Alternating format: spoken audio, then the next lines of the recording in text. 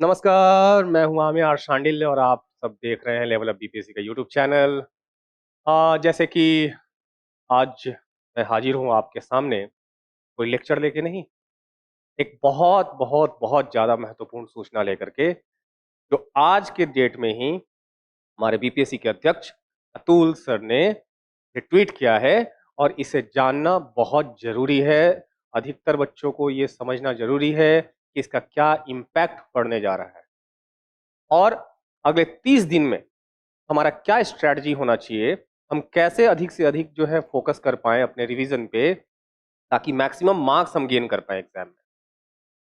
BPSC का जो शिक्षक पात्रता परीक्षा हुआ है, उसमें सभी ने देख लिया कि कितना डेप्थ है क्वेश्चन में। तो 69वीं बीपीएससी में भी वैसे ही कुछ क्वेश्चन आने जा रहा है। अब वो समय चला गया कि जब आप लुसेंट या कोई भी जीएस की बुक या जीके की बुक पढ़ के वन लाइनर याद करके आप जाते थे एग्जामिनेशन हॉल में और आप टिक लगा के चले आते थे। कॉन्सेप्चुअल क्वेश्चन आना शुरू हो चुका है, आपको कॉन्सेप्ट पढ़ना पड़ेगा। लेकिन इन 30 दिनों में क्या करें, ये बहुत ज्यादा समस्या है बच्चों के सामने, क्या पढ़े क्या छोड़े। तो सबसे पहले हम उस सूचना के ऊपर आते हैं जिस सूचना को लेकर के मैं हाजिर हुआ हूं। ये बहुत महत्वपूर्ण सूचना है बच्चों, ये आपके आने वाले एग्जाम के स्ट्रैटेजी को बदल देगा। बहुत दिन से मांग थी बच्चों की कि पांचवा ऑप्शन हटाया जाए, more than one of the above या नन ऑफ दी अबव के साथ जो पांचवा ऑप्शन आता था उसको हटाने की मांग चल रही थी। तो ये डिमांड अब पूरा हो चुका है।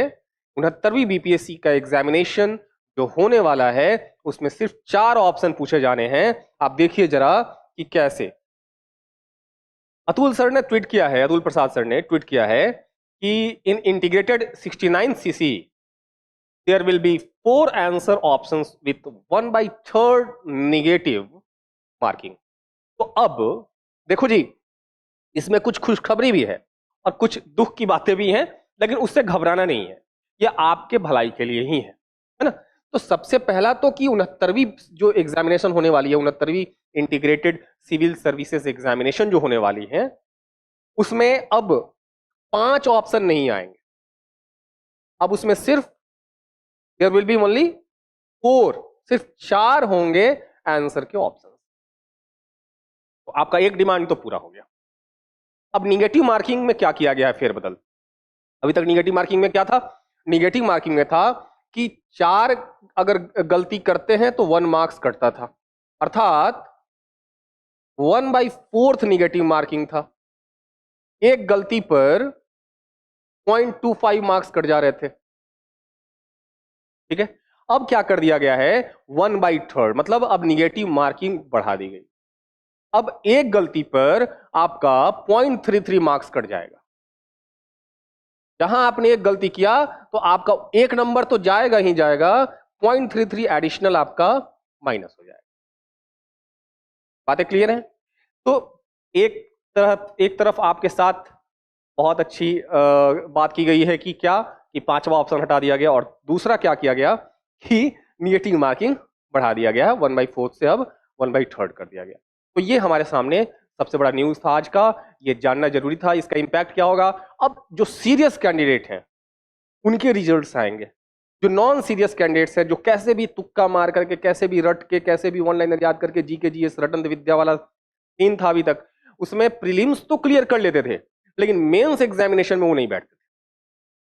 अब ये पैटर्न कुछ कुछ तो यूपीएससी की तरह हो गया, यूपीएससी भी यही करता है, ठीक है ना।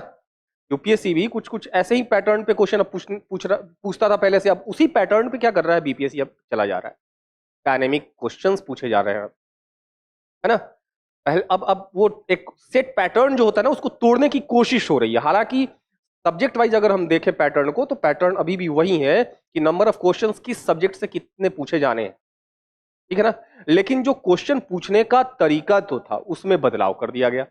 डायनेमिक क्वेश्चंस हो गए, स्टेटमेंट के क्वेश्चन हो गए, मैच दी फॉलोइंग के क्वेश्चंस हो गए, करेक्ट इनकरेक्ट के क्वेश्चन हो गए। बताओ भाई, 4 स्टेटमेंट दिया हुआ है, कौन सा स्टेटमेंट करेक्ट है, कौन सा स्टेटमेंट इनकरेक्ट है। तो थोड़ी सी डेप्थ, अब आपको डेप्थ बढ़ानी होगी। अतुल सर ने बोला भी है कि मेरा आपका काम पढ़ना है और मेरा काम कंफ्यूज करना है, और कंफ्यूजन करने वाली क्वेश्चंस ही आएंगी आपके सामने, कंफ्यूज हो जाएंगे आपकी क्या सही है क्या सारे ऑप्शन, सारे आंसर्स एक जैसे दिखेंगे, एक जैसा लगेगा कि सारे तो सही ही लग रहे हैं, क्या किया जाए। तो फिर इस कंडीशन में आपको अपने डिप्थ बढ़ानी पड़ेगी। आने वाले एग्जामिनेशन में 69वीं में तो समय है नहीं, लेकिन 70वीं और 71वीं की जब बारी आएगी, उसमें आपके लिए एक बड़ा संकेत है छुपा हुआ कि क्या आपको अपनी डेप्थ बढ़ानी होगी। डेप्थ कैसे बढ़ानी है? मैक्सिमम रीडिंग हैबिट डेवलप करना है, और रीडिंग हैबिट के साथ साथ अपने शॉर्ट नोट्स बनाने की काबिलियत डेवलप करनी है। किसी भी एक नोट्स पर नहीं डिपेंडेंट रहना है कि चलो सिर्फ ये नोट्स पढ़ के मैं पास कर जाऊंगा, सिर्फ ये बुक पढ़ के पास कर जाऊंगा। किसी एक बुक में सारे कंटेंट्स नहीं दिए रहते हैं। सोर्सेस को लिमिटेड रखना है, एक सोर्स को मैक्सिमम टाइम पढ़ना है। तो आइए अब जरा सा देखें, अब चूंकि अब मात्र 30 दिन बचे हुए हैं, 30 दिन के अप्रॉक्स बचे हुए हैं, 30 से 31 दिन। अब इस 30 दिन में हम क्या क्या कर सकते हैं ताकि हम मैक्सिमम मार्क्स, मेरा टारगेट क्या होना चाहिए? मेरा टारगेट होना चाहिए कि हम मैक्सिमम मार्क्स कैसे गेन करें। मैं अभी भी बता देता हूं आपको। मैं अब चूंकि 1/3 निगेटिव मार्किंग आ चुका है, तो मैं आज आपके सामने इस बात को रख देता हूं, और इस बात में थोड़ी भी अगर शंका हो तो आप मेरे से पूछ सकते हैं, बोल सकते हैं। मैं पिछला जो कट ऑफ गया था वो 91 गया था। इस बार का कट ऑफ ये 1/3 निगेटिव मार्किंग होने से, 1/3 निगेटिव मार्किंग होने से इस बार का कट ऑफ 85 से 90 के बीच में जनरल का रहेगा। अब जब जनरल का इतना रहेगा, तब समझ जाइए कि ओबीसी, ईबीसी और एससी एसटी का कितना कट ऑफ जाने वाला है, पीएच का कितना जाने वाला है, और बाकी का कितना जाने वाला है। ये आपका जनरल का कट ऑफ रहने वाला है।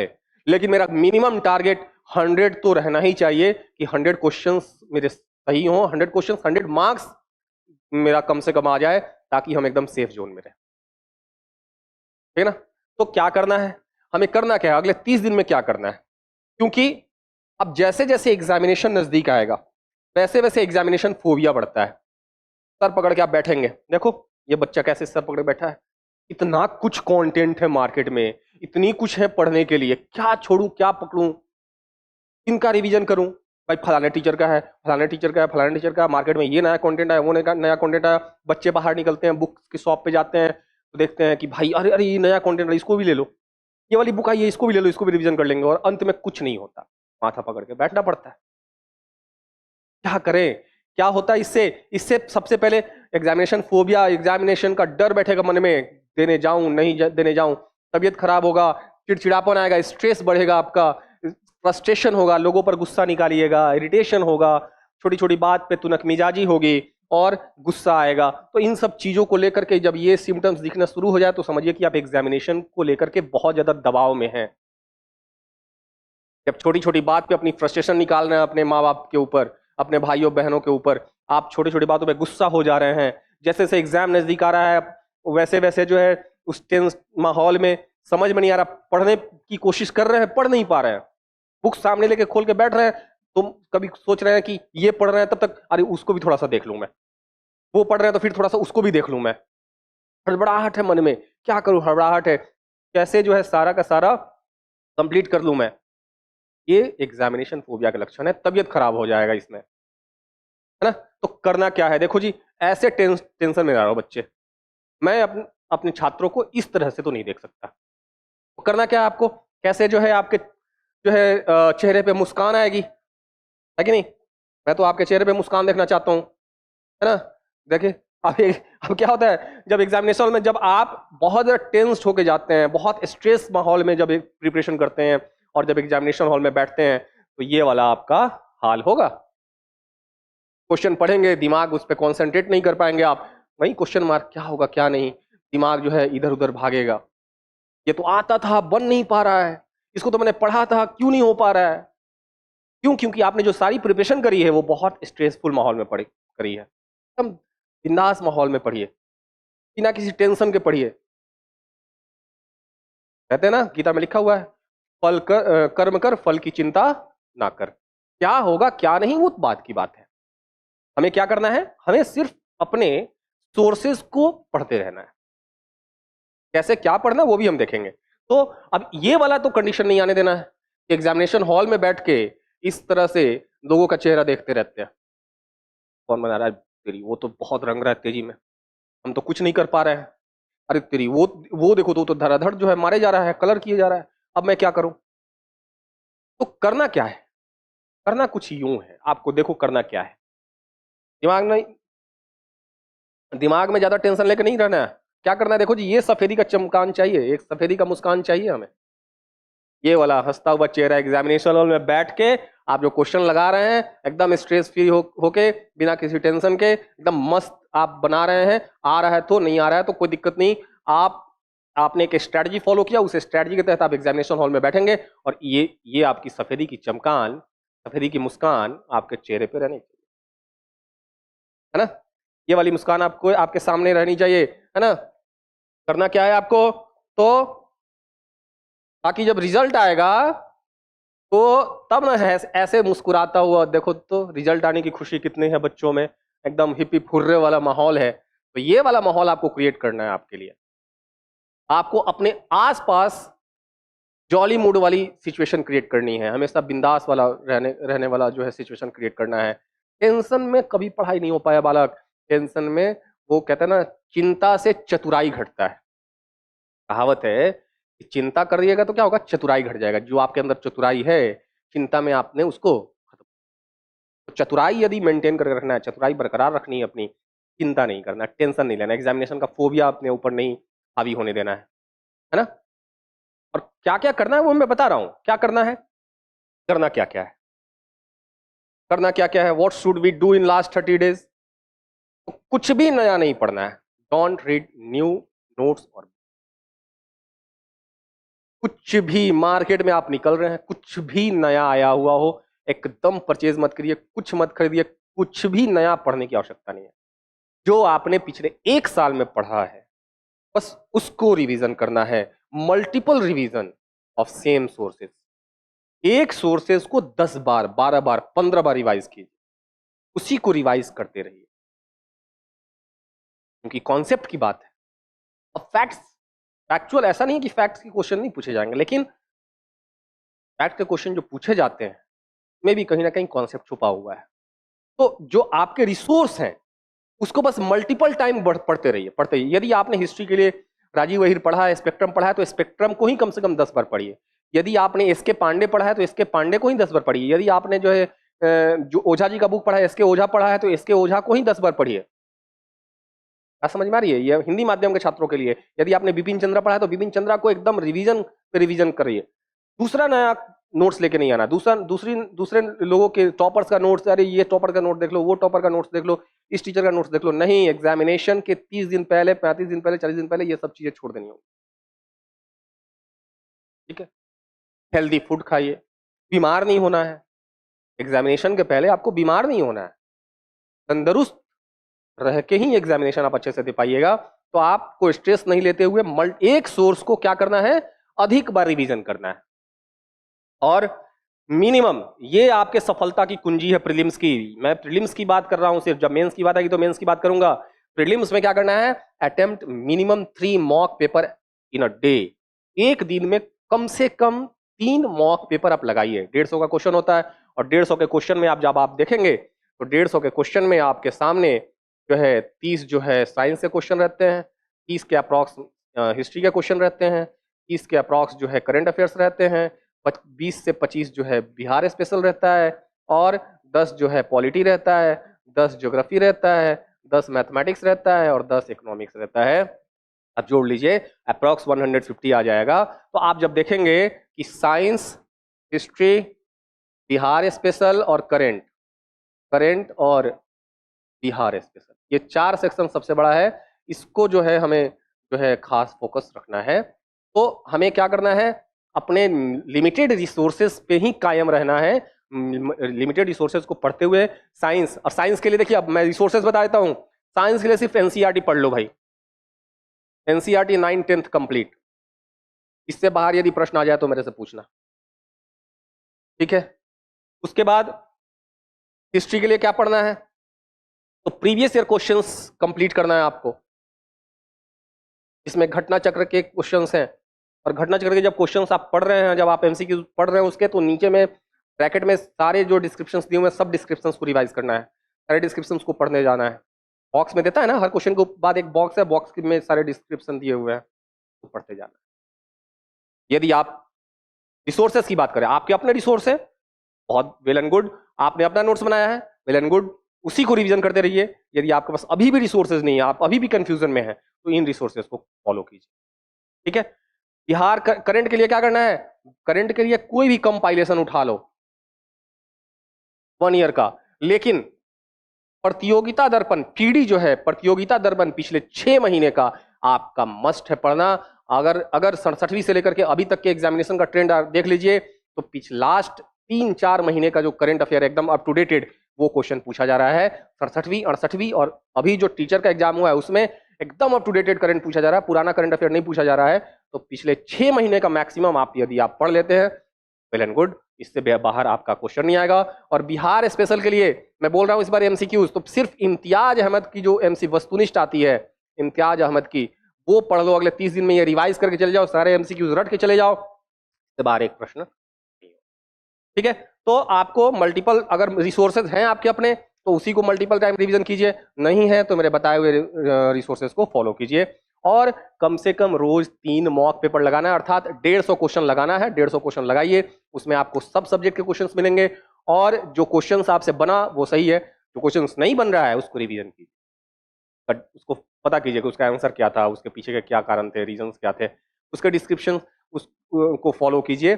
तब आपका सिर्फ 150 क्वेश्चन नहीं, साथ साथ जब 150 क्वेश्चन आप सॉल्व करते हैं ना, तो साथ साथ जो है 400-500 से ज्यादा फैक्ट्स आप इकट्ठा कर लेते हैं। ठीक है ना, तो मिनिमम 3 मॉक पेपर लगाइए, और टाइम एकदम बांध के, 120 मिनट्स देता है ना, तो आप थोड़ा सा कम समय लीजिए। आप 110 मिनट या 105 मिनट में ही देखिए कि 105 मिनट में मेरा कितना क्वेश्चन अटेम्प्ट हो जा रहा है। जितना कम टाइम लेकर के मैक्सिमम क्वेश्चन अटेम्प्ट कीजिएगा, एग्जामिनेशन का प्रेशर हैंडल कर पाइएगा, एग्जामिनेशन हॉल में जो प्रेशर जनरेट होता है बच्चों पे वो हैंडल कर पाइएगा। ये नहीं कि 120 मिनट दिया तो हम 120 मिनट का ही टाइम शेड्यूल सेट करके आप मॉक पेपर लगाने बैठेंगे, है ना, नहीं, उससे कम समय सीमा तय कीजिए और फिर तब आप क्वेश्चन लगाइए। ठीक है ना, तो 3 चीज करना है, कोई नई नोट्स, नई बुक्स नहीं पढ़नी है, अपने सेम रिसोर्सेज को मल्टीपल टाइम रिवीजन करना है, और मॉक पेपर लगाना, यही आपको सफलता दिलाएगा। मॉक पेपर मैं बता देता हूं, ये मॉक पेपर लगाना ही आपके एग्जामिनेशन को क्लियर कराएगा। बिना मॉक पेपर लगाए कोई एग्जामिनेशन हॉल में जाके बैठता है तो फिर ये मूर्खता है। प्रीवियस ईयर क्वेश्चन अटेम्प्ट करना मत भूलिए। उसके बाद क्या करना है, करंट अफेयर के लिए क्या पढ़ें, करंट अफेयर के लिए क्या पढ़ें, क्योंकि हमने तो साल भर फॉलो किया नहीं न्यूज़पेपर, हमने तो साल भर फॉलो किया नहीं जो है कोई एक खास मैगजीन्स को, तो इस समय क्या करें हम, इस समय मेरे पास जब सिर्फ 30 दिन बचा हुआ है, तो 30 दिन में हमें क्या पढ़ना चाहिए कि मेरा 30+ क्वेश्चन जो आता है करंट अफेयर का, जिसमें बिहार स्पेशल के current affair, Indian current affair, international current affairs तीनों ही कंबाइंड रहते हैं, उसको कैसे हम कंप्लीट कर पाए। तो कुछ नहीं, आप तो पहले लेवल अप बीपीएससी का यूट्यूब चैनल फॉलो करिए लगातार। बीपीएससी लेवल अप बीपीएससी का जो यूट्यूब चैनल है उस पर करंट अफेयर की सीरीज आने वाली है, उसको लगातार रिवीजन करिए, वहां से क्वेश्चन एग्जामिनेशन में रहेंगे। इसके अतिरिक्त आप प्रतियोगिता दर्पण पिछले 6 महीने का आपको पढ़ना है, पिछले 6 महीने का प्रतियोगिता दर्पण आपको पढ़ना है। और के कोई भी बिहार स्पेशल के लिए यदि मैं बात करूं तो कोई एक ले लीजिए, केबीसी नैनो हो या रूटेरिया हो या एसपीडी, तीनों में से कोई एक, ये नहीं तीनों खरीद लिया मैंने, सब में सेम चीज होगा, एकदम फैक्ट एकदम सेम होगा। फॉरेस्ट रिपोर्ट रूटेरिया में भी है, फॉरेस्ट रिपोर्ट केबीसी नैनो में भी, और फॉरेस्ट रिपोर्ट जो है एसपीडी में भी है, तो सेम फैक्ट आपको मिलेंगे, कुछ भी अलग नहीं मिलेगा। तो कोई एक खरीद लेना है, और कंपाइलेशन है 1 साल का, उस कंपाइलेशन को आपको रिवीजन करना है। सिर्फ एमसीक्यूज, यहां पे क्या करो, सिर्फ इसके एमसीक्यूज फॉलो कर दो। ये तीनों खरीदते भी हो तो सिर्फ एमसीक्यूज पढ़ो, एमसीक्यूज आपके वहीं से आपके 5 से 7 क्वेश्चन आपके एग्जामिनेशन में आ जाएंगे। ठीक है, तो ये आपको लेवल ऑफ बीपीएससी का यूट्यूब चैनल फॉलो करना है, प्रतियोगिता दर्पण फॉलो करना है, और केबीसी नैनो, रेडिया, एसपीडी में से कोई एक बुक जो है आपको फॉलो करना है। ठीक है, बिहार स्पेशल के लिए, बिहार स्पेशल के लिए आता है, ठीक है ना, तो ये आपको करना, क्योंकि तब जाकर के 30 में से आप 20+ क्वेश्चन लगा के आ पाएंगे। बहुत ट्रिकी क्वेश्चन पूछ रहा है करंट अफेयर्स में। साथ ही साथ और इकोनॉमिक सर्वे और बजट को ना भूलें, इकोनॉमिक सर्वे और बजट के लेक्चर आएंगे हमारे चैनल पे। इकोनॉमिक सर्वे, और इकोनॉमिक सर्वे जो है बिहार का इकोनॉमिक सर्वे पे खास फोकस रहेगा, और इंडियन इकोनॉमिक सर्वे के भी फैक्ट्स रहेंगे। साथ में बजट जो है इंडियन बजट और बिहार के गवर्नमेंट की बजट, उन दोनों को हम कंप्लीट करने वाले हैं अपने लेक्चर में, वो लेक्चर देखना ना भूलें। आपकी वहीं से सारी जो है इकोनॉमिक सर्वे और बजट की क्वेश्चन हो जाएंगी, और इन दोनों को मिला करके 4 से 5 क्वेश्चन आपका कंप्लीट तो यहीं से हम करा देंगे। आपकी चिंता नहीं करना है, अगले 30 दिन आपका क्रुशियल है, बिना टेंस माहौल में एकदम बिंदास होकर पढ़ो, एग्जामिनेशन हॉल में जाकर के फोड़ देना है, कलम तोड़ लिखना है, कलम तोड़ टिक लगाना है ना? ठीक है। 150 क्वेश्चन आप सॉल्व अब नहीं कर सकते हैं। वो जमाना गया कि 150 क्वेश्चन सॉल्व करते थे। अब जो क्वेश्चंस पहले आते हैं पहले उसको हम अटेम्प्ट कर लेंगे, फिर जिन क्वेश्चंस पे हम 50-50 पे हैं उन क्वेश्चंस पे अटेम्प्ट करेंगे, और जो क्वेश्चंस एकदम आते ही नहीं है उनको एकदम अटेम्प्ट नहीं करना है। बालक यदि अटेम्प्ट किया तो हिट एंड ट्रायल मेथड हमेशा काम नहीं करता, ठीक है ना? हिट एंड ट्रायल मेथड, और जब उस समय तब जब बिहार गवर्नमेंट अपनी एग्जामिनेशन के पैटर्न को बदल रहा है उस समय ये हिट एंड ट्रायल मेथड का प्रयोग नहीं करना है। 125 से 130 क्वेश्चन मैक्सिमम सॉल्व करने की कोशिश करनी है। ज्यादा दिमाग लगाइएगा, पता चला कि माइनस में। ठीक है, तो इसी के साथ मुझे लगता है कि आपको समझ में आ गई होगी बातें, और जैसे ही प्री खत्म होगा तो आपके लिए मेंस स्पेशल की क्लास फ्री ऑफ, बिना किसी कॉस्ट के, बिना किसी, हमारा एक फ्री इनिशिएटिव है, हम फ्री इनिशिएटिव आपके लिए लेके आ रहे हैं। आप भरपूर समर्थन दीजिएगा, आपके लिए मेंस की क्लासेस भी लेके आई जाएंगी, आपकी आंसर राइटिंग भी इंप्रूव की जाएगी, हर तरीके से हम आपके साथ हैं। घबराना नहीं है, हम फुल्ली डेडिकेटेड हैं आपके प्रिपरेशन के लिए, आपको मजबूती देने के लिए। इन 30 दिनों में आप हर क्षण हर कदम पे आपके साथ हैं। जो तरीका बताया जा रहा है उस तरीके को फॉलो करिए, ज़्यादा एक्स्ट्रा एफर्ट नहीं लगाना है। एक्स्ट्रा एफर्ट में जब आप चीज़ों को ज़्यादा जोर से, जरूरत से ज़्यादा खींचते हैं, उसको समय देते हैं, तो फिर वो टूट जाएगा। वो एक्स्ट्रा एफर्ट देने की आवश्यकता नहीं है, बस एफर्ट लगाइए, अपना ऑनेस्ट जो है एफर्ट लगाने की कोशिश कीजिए। इसी के साथ लेता हूँ आज के लिए विदा। मिलते हैं हम लोग अगले लेक्चर में, और तब तक के लिए धन्यवाद। जय हिंद, जय भारत।